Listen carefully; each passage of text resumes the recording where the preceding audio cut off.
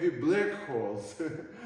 But So holes yeah. we discover, and those holes become larger and larger.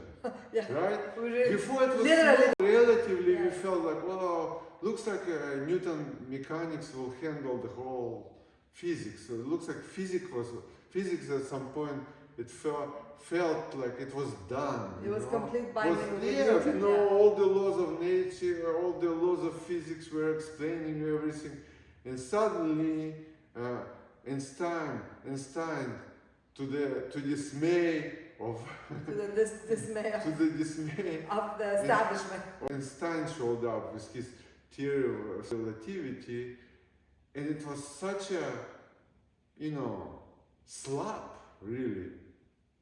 It was a slap to the face of the science, scientific establishment. yeah, to the scientific stuff. It was a slap. That's why they didn't even give Einstein The Nobel Prize. for special theory of relativity, when it was already proven experimentally to be functional, right?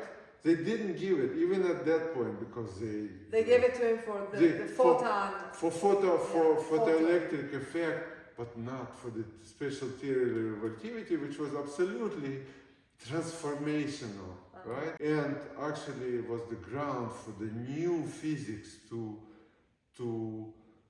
replace Newton mechanics, right? So that's what's going on. That came out of Einstein not being indoctrinated, because scientists of his time, a lot of scientists in his time and in our time are indoctrinated by the concepts which are already, you know, solidified. Hardcore. You know, it's like dogma. You know, the scientists must become aware that science is just as dogma as religion is a dogma. It's a dogma. Right? It's not an end-all be-all. Huh? It's not an end-all be-all portal to understanding the universe. And when you it's just one way. when you hear atheists speaking, you can see how this dogma holds their existence hostage. It's a tremendous, basically, the atheism is nothing but a cult. It's just a cult. There's no reason. It's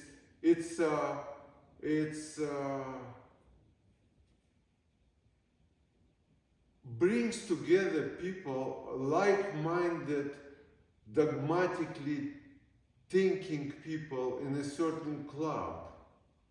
Right, and it's you can say that it's just another form of a sect. It's another form of cult and another form of religion. So yeah, and it's definitely definitely a belief structure, right? So, and it's okay if it works in atheist's life and it supports their life. But they have to recognize that this is just a religion. Now, because they cannot live without religion, then they created atheism. That's what it is. You know? People, it's another religion. Yeah. Replacing that religion. People cannot possibly live without religion. It's just impossible. Okay? Even nihilism is a religion. Everything is a religion. Because life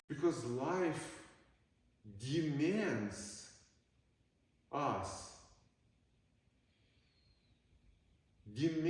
our motion towards making life meaningful. So you make life meaningful from the mind according to its openness, right? The more closed-minded you are, the more your meaning of life will be constricted and heavy, you know, and you will feel this heaviness in your life on a daily basis, right? So it's not a question of validity of religion. Validity of religion. Yeah. it's self-evidence of inevitability of religion, in life of people. It's the most fundamental driving force in one's life. When one loses his religion completely, no religion at all, then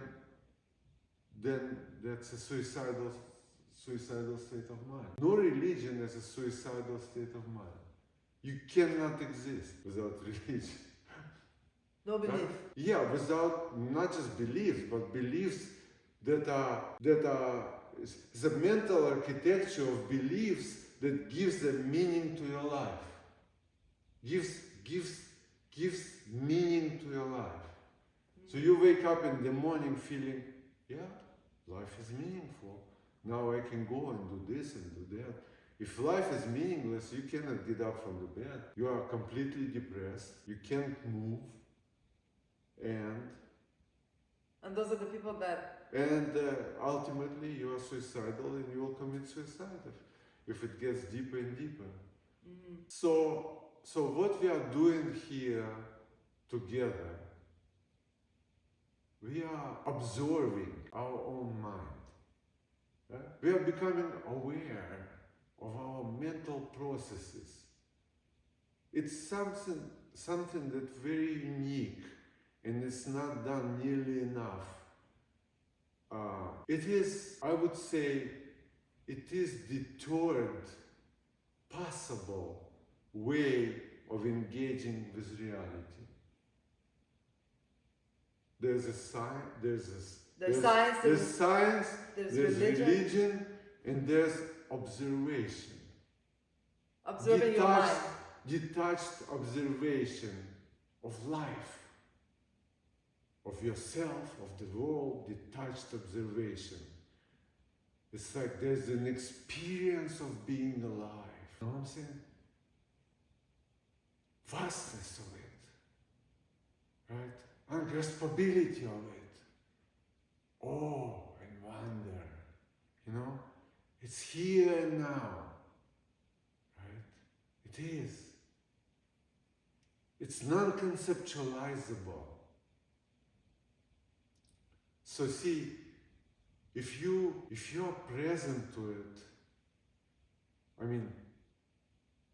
if you're present to that experience, and to get to that experience, you have to, and that's what we have here right now. We have a special kind of telescope.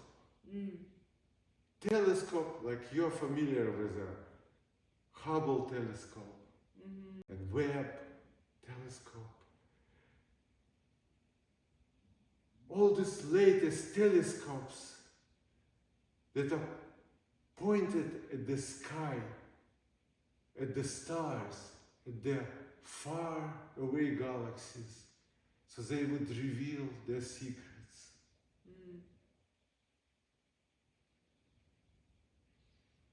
And the same way, we have unknowingly, we have another type of telescope which is not constructed.